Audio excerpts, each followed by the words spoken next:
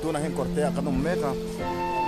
tu Taitesena Thlan to turin tu na hen an kaldona Pasaltha Taitesena hete tang hian kem som ni le panga borvel ani a korte a kanum meka bung hun le serhmun kan kalkan angai dona serhmun tang hian kilometer pak nga vela lani a chu kan bakal lok dona ni ti tu na hian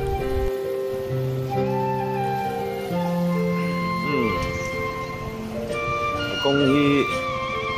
halak pa ngai ti ho mo te dona cha ti tu chu ni lo le maya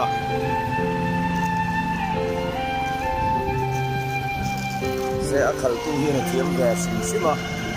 a sei ve re re ngani ba ein ti fresh to te lulen a man poyen a pe kok te ko thian ki ta lan ni chau sia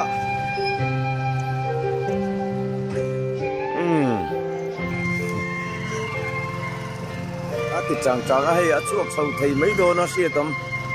a kong ni chele maya ta khong ai le mai ki a in fresh lu tu pina kala a phei kok po hin ni li phau to mi le a su fai zo min ni li phawa ma se khu ma se Taitesena Thlan ka mu na ni chun eng kim ka ruwa tia Gupta Eka Yan bung Lutsana video ka laten murmur ko Relak le bung Likara kan tham me kali Sen hi ai kari alalutu sak lem lawa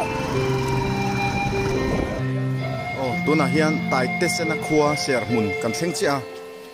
ela hi Taitesena omna mun Serhmun Khua khoton tirani a chuanin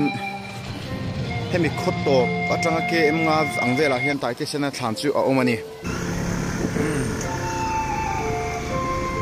ni Taitesena Khua Serhmun ani ako tantir dia kena so dia kipong dan mau fungsi dah tong dua tang lau apa dah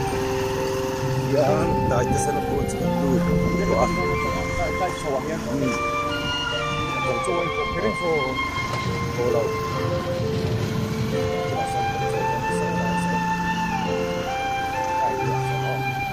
ya dai tu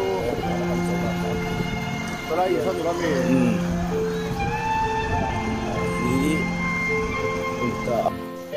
tu na hian Serhmun khotsunga kan ummeka hian kan cholo kanga kan suak lenga chuanin lal lungdo ti te lal fapathan chinchiana bung tele man lai lal nilo man la an than hu yang chi te ken karon phang ko le don ani tu na hian Taitesena Thlan omna kan theng phei chia salai zo la so na ni a ti kan lut phei don ani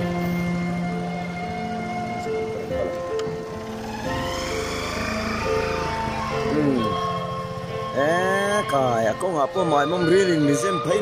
nok mai ti hian Taitesena Thlan amun ma hi chu anuam le mai to na nuam ani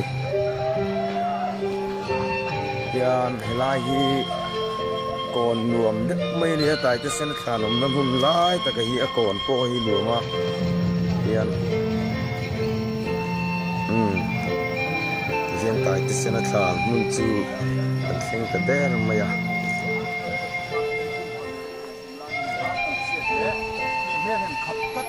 chuan hian helai hian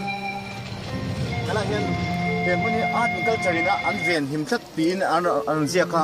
amaro chu helai hi highway kala tur ni heng hi ti che talanga mai thaya chu po chu kin nge man la don chu shet lawa ang hel don chun ti sang kha zariat somriat ra sang kha chko le pani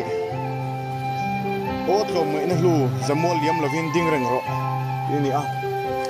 asan song a hi fit som le pali fit som panga border